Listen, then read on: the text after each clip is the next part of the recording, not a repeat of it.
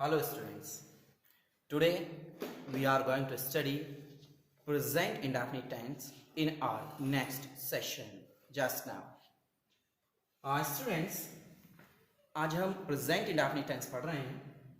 जैसे कि मैंने आपको present continuous में भी बताया था कि टेंस में हर टेंस में उसके नाम के साथ कुछ ना कुछ जुड़ा होता है. प्रेजेंट कॉन्टिन्यूस में बताया था वर्तमान में वर्क का कंटिन्यू रहना. प्रेजेंट इंडेफिनिट टेंस, प्रेजेंट वर्तमान में इंडेफिनिट. स्टूडेंट्स, डेफिनिट होता है निश्चित और इंडेफिनिट होता है अनिश्चित. मींस कुछ कार्य ऐसे होते हैं जो हमारे हैबिचुअल एक्शन में होते हैं और वो हमारे हैबिट तो है, लेकिन ऐसा नहीं है कि वो हमें करने ही होते हैं. मैं रोजाना सुबह 7 बजे स्कूल जाता हूं, तो इसका मतलब ये नहीं है कि आज मुझे फीवर है, जाना ही 7 बजे है. मैं रोजाना सुबह 6 बजे नहा लेता हूं, आज मुझे फीवर है, मान लीजिए कोई हॉस्पिटल में एडमिट है, नहीं नहा सकता, अनिश्चितता शो हो जाती है. तो इसलिए इस बात को भी ध्यान रखें. It indicates, present indefinite tense indicates the habitual actions, जो हमारी रोजाना की हैबिट्स होती हैं, डेली शेड्यूल होता है, वो सारा प्रेजेंट इंडेफिनिट में होता है. जैसे मैं सुबह रोजाना 5 बजे उठता हूँ, 6 बजे रेडी हो जाता हूँ, 7 बजे नाश्ता कर लेता हूँ, 8 बजे स्कूल चला जाता हूँ, 2 बजे स्कूल से वापस आता हूँ, उसके बाद मैं 3 बजे तक खाना खाता हूँ, रेस्ट करता हूँ, उसके बाद मैं ट्यूशन चला जाता हूँ, 6 बजे खेलने चला जाता हूँ, 8 बजे वापस आता हूँ, डिनर करता हूँ, रात को 10 बजे सो जाता हूँ. मीन्स ये हमारी हैबिट है, हमारा शेड्यूल है, हमारा हैबिचुअल एक्शंस हैं. और इसमें यूनिवर्सल ट्रूथ भी आते हैं और एक्सक्लेमेशंस भी आती हैं, और जो हमारी रोजाना की हैबिट्स होती हैं वो सब यहीं पे शो आउट होती है. और स्टूडेंट्स, जैसे कि मैंने अभी आपको हैबिट्स के बारे में बताया है, यूनिवर्सल ट्रूथ होते हैं, सूर्य पूरब में निकलता है, the sun rises in the east, the sun sets in the west, forest prevent soil erosion, the earth moves round on its axis. ये जितने भी हैं ये सब यूनिवर्सल ट्रूथ हैं. तो ये जितनी भी चीजें हैं ये सब प्रेजेंट इंडेफिनिट में आती है. और स्टूडेंट्स, जैसे कि हम कहते भी हैं कि इन वाक्यों के अंत में ता है, ती है, ते है आता है. एक्चुअल में क्या है, जितनी भी हमारी डेली हैबिट्स हैं, मैं उठता हूं, मैं सोता हूं, मैं खाना खाता हूं, मैं 8 बजे स्कूल जाता हूं, वह जाता है, वे जाते हैं, वह जाती है, जितने भी डेली हैबिट्स हैं वो उसके एट लास्ट अंत में सभी सेंटेंस के ये वर्ड्स आ जाते हैं, इसलिए ये बात कही जाती है. अदरवाइज और भी चीजें हैं, ऐसा नहीं है कि ऐसा ही है. आम खाने में मीठा है, अभी यहाँ ये हमें प्रेजेंट इंडेफिनिट में बनाना है, लेकिन यहाँ पे कोई भी ताहती है नहीं है. तो अकॉर्डिंग टू सेंस देखा जाता है कि कहाँ किस सेंटेंस की क्या फीलिंग आ रही है, जैसा कि आपको बताया जा रहा है, उस चीज पर अपना ध्यान दें. तो सो स्टूडेंट्स, इस टेंस के रूल्स होते हैं. इस टेंस को थोड़ा मैं आपको बता भी दूं, इस टेंस को थोड़ा बहुत डीपली पढ़ना है आपको. मैं भी आपको इसके सारे रूल्स बताने वाला हूं, यहीं पे इसी वीडियो में बताने वाला हूं. तो प्लीज इस टेंस को, प्रेजेंट इंडेफिनिट को बहुत ध्यान से पढ़े. बहुत ही मोस्ट इंपॉर्टेंट टेंस है आपका. Rules number 1, use of verb first form में एस या ईएस ऐड करते हैं स्टूडेंट्स. नंबर 2 होता है students for helping verb do या डज यूज करते हैं स्टूडेंट्स. सिंगुलर सब्जेक्ट के साथ डज और प्लूरल सब्जेक्ट के साथ डू का यूज करते हैं स्टूडेंट्स. और रूल नंबर 3 होता है with singular subject, singular subject के साथ वर्ब की फर्स्ट फॉर्म में एस या ईएस ऐड करते हैं. ये कर दिया स्टूडेंट्स मैंने ऐड. सो ध्यान रखें कि फर्स्ट रूल होता है वर्ब की फर्स्ट फॉर्म में एस या ईएस यूज करते हैं. सेकंड इज हेल्पिंग वर्ब के लिए स्टूडेंट्स डू या डज का यूज करते हैं. सिंगुलर सब्जेक्ट के साथ डज और प्लूरल सब्जेक्ट के साथ डू, और सिंगुलर सब्जेक्ट के साथ वर्ब की फर्स्ट फॉर्म में एस या ईएस ऐड करते हैं. स्टूडेंट्स, ये सिंगुलर और प्लूरल भी बहुत आ रहा है. नेक्स्ट सेशन में सिंगुलर नंबर और प्लूरल नंबर चेंज करना भी सिखाऊंगा. इसके सबसे बहुत ज्यादा मोस्ट इंपोर्टेंट रूल्स हैं. इतने कई सारे रूल्स आपको इसके बताए जाएंगे. अप्रोक्स 8-9 रूल्स बता दूंगा मैं आपको. इसके नंबर का चैप्टर बनता है, इसके बारे में भी नेक्स्ट सेशन में बताता हूं. पहले मैं इसको कंप्लीट कर देता हूं. सो स्टूडेंट्स, मैं आपको बता भी दूं, इसके बाद अगर मैं स्ट्रक्चर की बात करूं तो स्ट्रक्चर्स में स्टूडेंट्स जो अफर्मेटिव का स्ट्रक्चर है हमारा, वो बिल्कुल सिंपल है, सब्जेक्ट प्लस वर्ब की first form plus SERES plus object. अगर कुछ है तो लास्ट में आएगा स्टूडेंट्स, अदरवाइज नहीं। अगर मैं कोई भी सेंटेंस ट्रांसलेट करता हूं, जैसे जॉन स्कूल जाता है, अब जॉन स्कूल जाता है को मुझे इंग्लिश में ट्रांसलेट करना है, तो बिल्कुल सिंपल है। सबसे पहले मैं सब्जेक्ट ढूंढूंगा, कौन है सब्जेक्ट? जॉन। कौन स्कूल जाता है? जॉन जाता है, तो जॉन। इसके बाद वर्ब की फर्स्ट फॉर्म चाहिए मुझे, तो वर्ब की फर्स्ट फॉर्म क्या है? मैंने पहचान में भी बताया था, यानी जाता है, तो वर्ब है गो। अब मैंने बताया स्टूडेंट्स कि विद सिंगुलर सब्जेक्ट, अगर ये हमारा सब्जेक्ट सिंगुलर है तो ही हम वर्ब की फर्स्ट फॉर्म में SERES ऐड करेंगे। तो जब हमारा सब्जेक्ट सिंगुलर है तो गो में SERES यूज करना है। यहाँ पे नंबर वर्क करेगा स्टूडेंट्स कि कहाँ S यूज करूँ, कहाँ ES, और यहाँ तो मैंने SERES ही बताया अभी। जैसे फ्लाई है, अगर फ्लाई को मैं जॉन पतंग उड़ाता है तो जॉन फ्लाइज द काइट करता, तो वाई को रिमूव करके वहां IES यूज करना होता, तो उस कंडीशन में क्या रूल होते हैं वो सब नंबर में बताया जाएगा आपको। जॉन गोज, और कहां जा रहा है स्टूडेंट्स? To school. ये ऑब्जेक्ट हो जाता है स्टूडेंट हमारा, तो ये हमारे लिए होता है। अब बात ये आती है स्टूडेंट्स, क्वेश्चन ये रेज होता है कि मैंने आपको ये बताया था स्ट्रक्चर फॉर्मेट में सब्जेक्ट, हेल्पिंग वर्ब, वर्ब और ऑब्जेक्ट यूज होता है। तो पहले मैं इसके सारे रूल्स बता देता हूं आपको, उसके बाद ये वाला रूल्स बताया जाएगा कि इसमें हेल्पिंग वर्ब यहां यूज क्यों नहीं हुई, इसका भी रूल बनता है स्टूडेंट्स। इसके बाद अगर मैं नेगेटिव के स्ट्रक्चर की बात करूं स्टूडेंट्स, तो उसके बाद वही सारे रूल, ये रूल आपको प्रेजेंट इंडेफिनिट और पास्ट इंडेफिनिट दो टेंस में मिलने वाला है। और इसके बाद जो नेगेटिव, इंटरोगेटिव, ए टाइप, बी टाइप, जो मैंने स्ट्रक्चर फॉर्मेट बताया था उसी के अकॉर्डिंग आपको यूज करना है। तो नेगेटिव होता है सबसे पहले सब्जेक्ट, उसके बाद स्टूडेंट्स मैंने आपको हेल्पिंग वर्ब बताई हुई है, तो डू या डज हेल्पिंग वर्ब है हमारी इसमें। उसके बाद नॉट, क्योंकि नेगेटिव है, हेल्पिंग वर्ब के बाद नॉट आना है। उसके बाद वर्ब और ऑब्जेक्ट। स्टूडेंट्स यहां वर्ब के फर्स्ट फॉर्म में SERES यूज नहीं होगा। इसके बाद देखिएगा, अगर मैं कोई सेंटेंस लिखता हूं,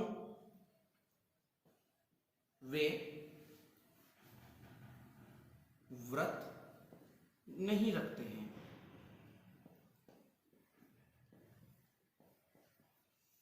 अगर स्टूडेंट्स मुझे इसे ट्रांसलेट करना होता है तो सबसे पहले मुझे क्या चाहिए? सब्जेक्ट चाहिए स्टूडेंट्स। तो सब्जेक्ट हमारा क्या है? कौन व्रत नहीं रखते हैं? दे। उसके बाद स्टूडेंट्स ये प्लूरल है तो डू, सिंगुलर है तो डज, तो ये प्लूरल है तो डू आ जाएगा। उसके बाद स्टूडेंट्स नॉट, क्योंकि नेगेटिव है। उसके बाद वर्ब की फर्स्ट फॉर्म रखना, कीप, और उसके बाद स्टूडेंट्स ऑब्जेक्ट है फास्ट। सो स्टूडेंट्स बिल्कुल सिंपल है, they do not keep fast.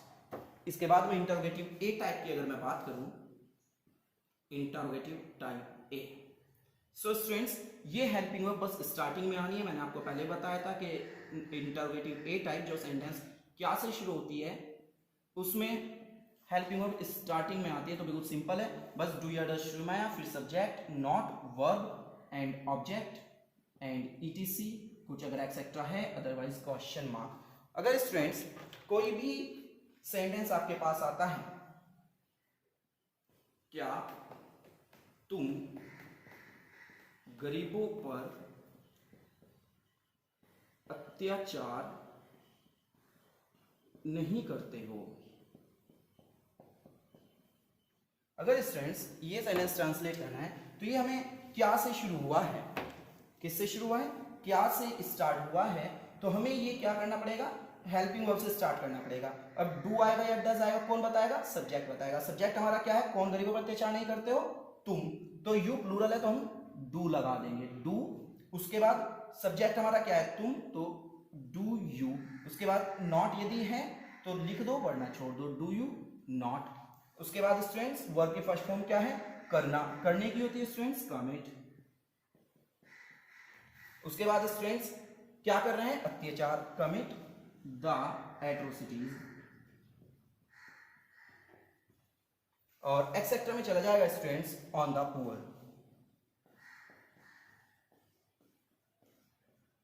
Question mark. तो स्टूडेंट्स अगर हमारा कोई लेंथी सेंटेंस भी होता है तो घबराने की कोई टेंशन नहीं है, सिर्फ हमें स्ट्रक्चर के अकॉर्डिंग चलना है। सबसे पहले हमारा डू या डज आना है, तो डू आ गया। उसके बाद सब्जेक्ट चाहिए, तो हमें कौन गरीबों पर अत्याचार करते हो? तुम तो यू आ गया, उसके बाद नॉट है तो नॉट लिख दिया, उसके बाद वर्ब की फर्स्ट फॉर्म पहचान में भी होती है, करते हो तो करने की होती है, कमिट अत्याचार करने की कमिट होती है, उसके बाद क्या करें अत्याचार, तो the atrocities of the river on the poor. तो स्टूडेंट्स इस तरीके से हम इंट्रोगेटिव ए टाइप सेंटेंस को ट्रांसलेट कर सकते हैं इजीली। इसके बाद स्टूडेंट्स अगर टाइप बी हो तो मैंने आपको लास्ट वीडियो में बताया, तो स्ट्रक्चर फॉर्मेट में भी बताया था कि हेल्पिंग वर्ब से पहले क्वेश्चन वर्ड यूज कर देते हैं, बस यहाँ पे क्वेश्चन वर्ड यूज होना है और सारा एज इट इज हमें लिख देना है। Question word do does subject not verb की first form object etc question mark. So students अगर कोई सेंटेंस हमारे पास आता है किसी भी तरह का, वे वहां क्या करते हैं, वे वहां क्या करते हैं। अगर स्टूडेंट्स ये सेंटेंस आता है तो हमें क्या करना है, सबसे पहले क्वेश्चन वर्ड ढूंढना है। क्वेश्चन वर्ड क्या है हमारे पास, क्वेश्चन वर्ड है स्टूडेंट्स क्या, तो हम इस क्या की इंग्लिश लिखेंगे व्हाट। उसके बाद हेल्पिंग वर्ब आने है डू या डज, तो वे बहुत सब्जेक्ट के अकॉर्डिंग कौन कौन वे प्लूरल है तो डू लगा देंगे, वाई डू, सब्जेक्ट आ गया दे, उसके बाद नॉट तो है नहीं तो छोड़ दिया, वर्ब की फर्स्ट फॉर्म करने की डू, और ऑब्जेक्ट आएगा वहां देयर। तो students what do they do their question mark. So students चार स्ट्रक्चर तो आपके ये बनते हैं जो बिल्कुल इजीली हैं, आपने पढ़े भी हैं। इसके बाद मैं आपको बता देता हूं क्या आपको इसमें ज्यादा ध्यान रखना है, क्योंकि बड़ी प्रॉब्लम करने वाला है ये प्रेजेंट इंडेफिनिट टेंस सभी के लिए।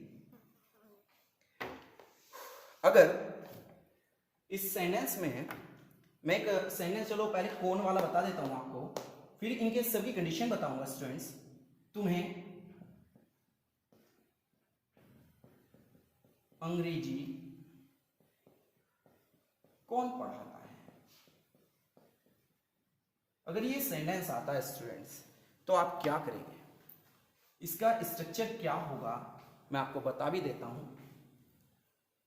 इसका स्ट्रक्चर होगा हु प्लस वर्ब की फर्स्ट फॉर्म प्लस एस या E S plus object plus etc etcetera plus question mark. मैं भी आपको इसके बारे में इसे ट्रांसलेट करूंगा, लेकिन अगर इसका नेगेटिव आता है तो नेगेटिव को कैसे करेंगे, नेगेटिव होगा इसका हु प्लस डू या does plus not plus verb की first form plus object plus etcetera question mark. अगर सेंटेंस आता है तुम्हें अंग्रेजी कौन पढ़ाता है तो स्ट्रक्चर आएगा ये हु प्लस वर्ब की first form s object etcetera. तुम्हें अंग्रेजी कौन नहीं पढ़ाता है तो फिर आएगा हु प्लस डू या does plus not plus verb की first form plus object plus etcetera. अगर इससे भी अलग आता है स्टूडेंट्स कि तुम्हें इंग्लिश कौन कौन पढ़ाता है,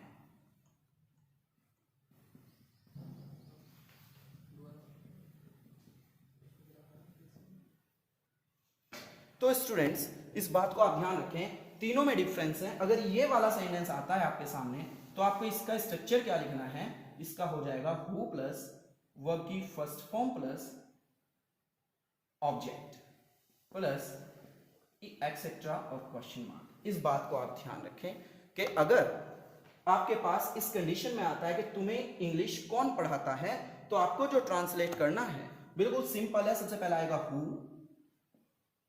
उसके बाद वर्ब की फर्स्ट फॉर्म टीच, उसके बाद एस या ई एस तो टीच, ऑब्जेक्ट यू इंग्लिश।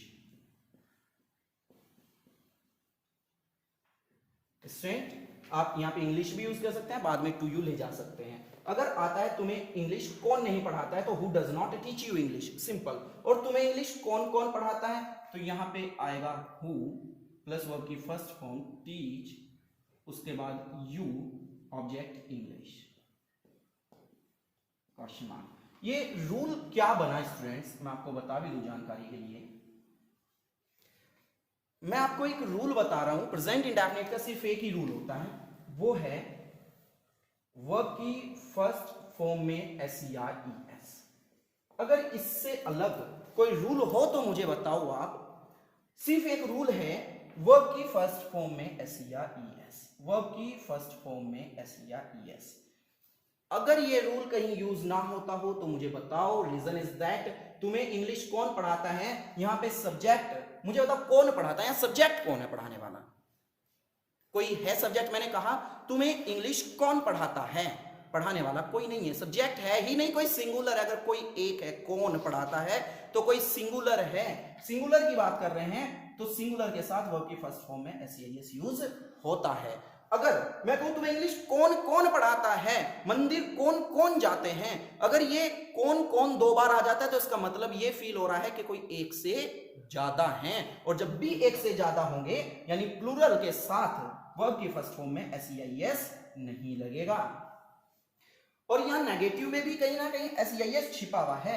मैं आपको बता देता हूं कि ये जो हमारे पास डू है, स्पेस भी नहीं मिल रहा अभी, ये डू है। अगर मैं डू की बात करूं, जब सिंगुलर से प्लूरल बनाते हैं तो इसमें एस या ईएस अगर ऐड करूं तो डू का डज हो जाता है, इसमें ईएस ऐड हो जाता है। तो वो जो एस या ईएस का वर्क है सिंगुलर सब्जेक्ट के साथ ये डज करता है हर प्लेस पे जो हेल्पिंग वर्ब है। और जहां हेल्पिंग वर्ब नहीं होगी, जहां डू डज नहीं होगा, वहीं वर्ब की फर्स्ट फॉर्म में आपको एस सिंगुलर सब्जेक्ट के साथ मिलेगा। अगर कोई सेंटेंस इस तरह का आता है, मैं आपको बता भी देता हूं, जहां कोई काम करने वाला ही नहीं है, रोजाना यहां क्या होता है? बताइए करने वाला कौन है? अगर मैं कहूं रोजाना यहां क्या क्या होता है तो फिर अलग चीज हो जाएगी, प्लूरल में पहुंच जाएगा। तो मुझे इसे व्हाट, सबसे पहले question word happens here daily. और एक रूल और बता देता हूं स्टूडेंट्स आपको मैं भी इसी टेंस के अकॉर्डिंग, कि यहां जो हेल्पिंग वर्ब का यूज नहीं किया गया, मैं यहां आपको करके दिखा देता हूं। अगर किसी सेंटेंस में आपको, किसी भी सेंटेंस में आपको पूरे जोर देकर किसी बात पे बताया जाए कि वह रोजाना स्कूल जाता तो है, या वह रोजाना स्कूल जरूर जाता है। अगर ऐसी कंडीशन कोई आती है कि वह रोजाना स्कूल जाता तो है, अगर कोई ऐसी कंडीशन आती है स्टूडेंट्स, तो इस कंडीशन में जो स्ट्रक्चर प्लेस किया जाता है वो ये होता है, सबसे पहले सब्जेक्ट प्लस डू या डज प्लस वर्ब की first form plus object plus etcetera. तो सबसे पहले मैं यहां पे सब्जेक्ट लिखूंगा, कौन स्कूल जाता तो है, वह ही। उसके बाद डू या डज, सिंगुलर सब्जेक्ट है तो डज, प्लूरल सब्जेक्ट होता है तो डू।